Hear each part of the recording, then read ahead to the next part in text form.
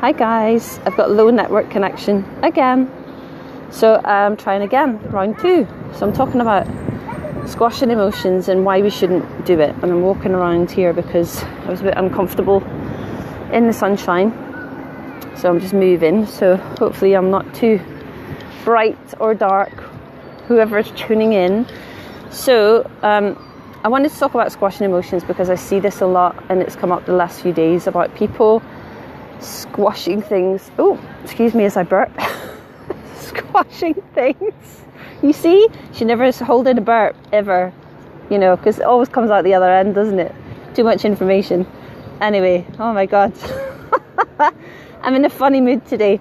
So if you squash your emotions, if you squash sadness or grief or any of that, we all know spiritual community, you know, Louise Hay, we talk about how it can manifest as diseases and illness and pain in the body and all of that. But I want to share with you that it squashes way more than that. It also squashes the little fly on my camera. It also squashes your ability to be creative, because usually it's your inner child that you're squashing. You maybe don't really know what your inner child is. If you don't, then contact me. I will send you a lovely inner child meditation to do.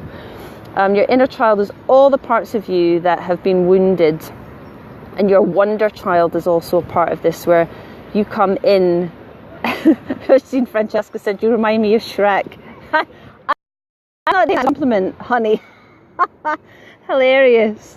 What do you mean? I'm not green. I'm not a troll. Well, I don't think I am. But anyway, I've got to be Scottish. Is that what it is? I get to be Scottish when I'm tired or annoyed. I get times. So I can see my connection is crap. So I'm trying to get this out. Like, don't let me get distracted by Shrek comments or flies on my screen.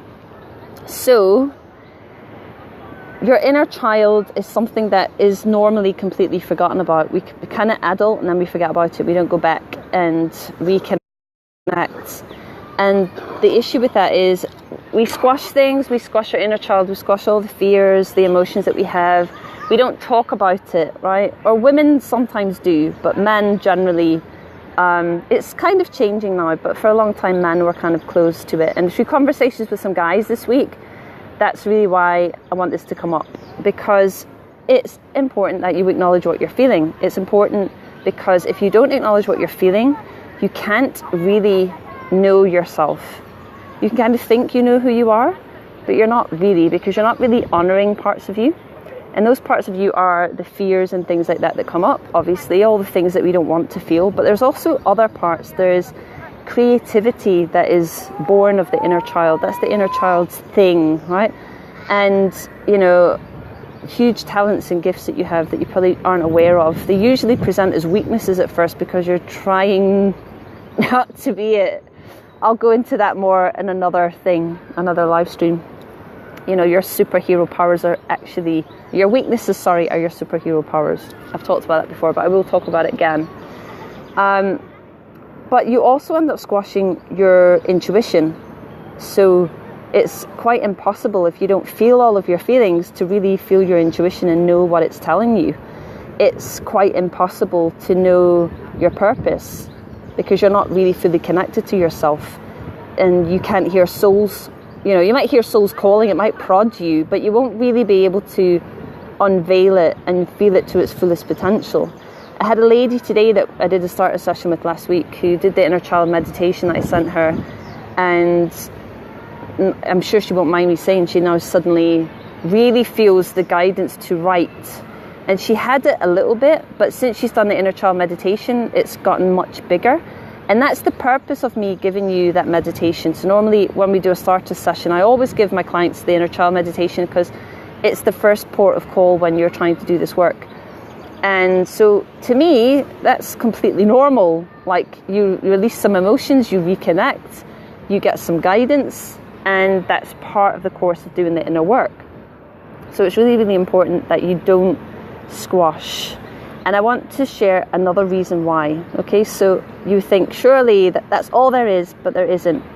If you squash emotions and you squash yourself and you are not connected to the true self, then your life starts to play out drama around you to try and wake you up. And your ego can also come out here and start to really play with your life and really fuck it up, right? For no use of a more spiritual word than that, right? Or phrase than that. It can really screw your life up. So, for example, you can squash and you squash and squash and you can say you're okay, and then suddenly your relationship doesn't feel right, but you don't want to acknowledge that, so you keep doing that thing, just doing the norm, going to work. And then all of a sudden some hot person comes into your world and they're coming on to you and you're like, oh, this feels nice. Because you don't have to face the fact that your relationship needs work. You don't have to do the hard bit. You're not willing to do the hard work with yourself. So why would you be willing to do it in your relationship or with anything else? And so you end up taking the easy option, which is to feel good in the moment with this other person, right? It doesn't have to just be that. It can be anything. It can be, I'm trying to think of another example. It can be, so that you are really good at your job. You're really working well, you're making money, you're up leveling, you have a promotion, and because that's kind of okay, but you're not really honouring the fact that it's not serving you somehow. You kind of know it isn't serving you, but you're not really doing anything about it, because you maybe don't know what to do about it.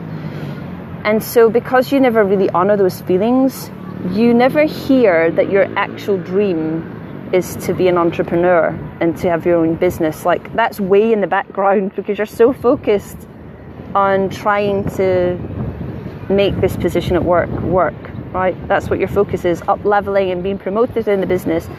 And so you don't know that that other thing is there. And it might come out in dreams, it might come out in a conversation, it might come out a little bit, but it never really gets you in the gut and says, can you hurry up and just do this shit? Can you make this work for me? Right, so that might be another example. Another example could be that you just never find the joy in the things that you're doing. You're just going through the mill. You're just doing lots of stuff. You are trying things, but you just never get to the joy because the other emotions inside are so intense and they're trying to get you to realize something. It could be some traumatic event that happened when you were young. It could be, like I said, general unhappiness at work or unhappiness. Maybe you've got friends that aren't really very good friends. You're not doing anything about that. You're just putting up with it. And so there's this general kind of disdain. And so if you live like that and you refuse to look at yourself and you're always squashing things, you can't reach the gold. You can't reach your talents and your gifts, your innate gifts, and you can't reach your glory where you're going to reach your full potential either. And you will end up causing some kind of drama in your world through your own ego playing out, and also the universe eventually coming and giving you a kick up the arse because it's trying to wake you up because it knows your full potential. You know, soul can always see much further than we can see. We can see only if you're intuitive enough.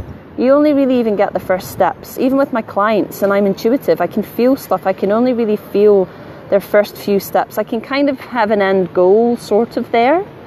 Like there's a lady I know who might watch this who I keep telling her to write and she's still not doing it, Mary.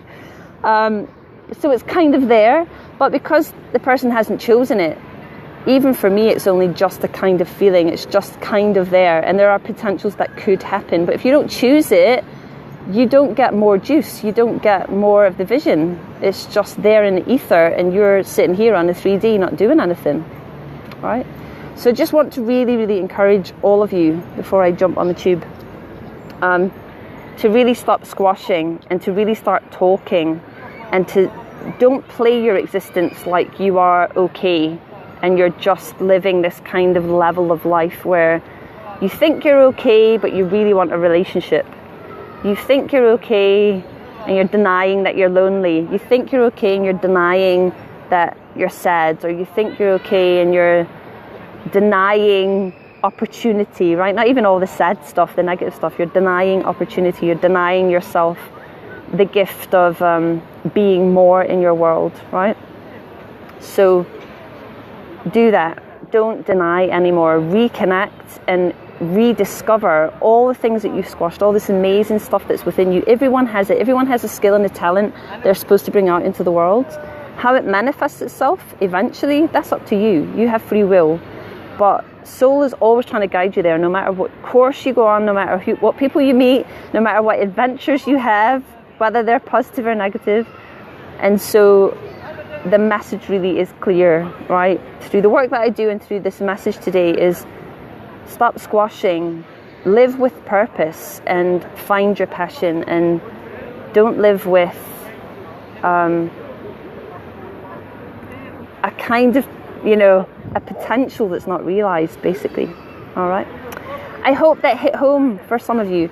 If you would like a starter session with me, then get in touch. A starter session is a soul session where we do 30 minutes or maybe longer, depends on the stuff, 30 minutes or more of your stuff. All the focus is on you and clearing, looking at your family conditioning, looking at where you want to go next, looking at any guidance that you're being given that you maybe don't even realize you're being given. I can help you with that. So it's all about that stuff. It's totally free, right? I will tell you about my coaching and my prices and what I do after that, right? But the whole point of it is to let you see what I actually do, because a lot of people listen to soul coaching and they go, well, I don't know what that is, and this inner child thing seems scary and I don't want to do it by myself. And so my job is to kind of be the support and the guidance and hold your hand whilst you're going through it. If you are going through anything, because a lot of people just have a really lovely reconnection.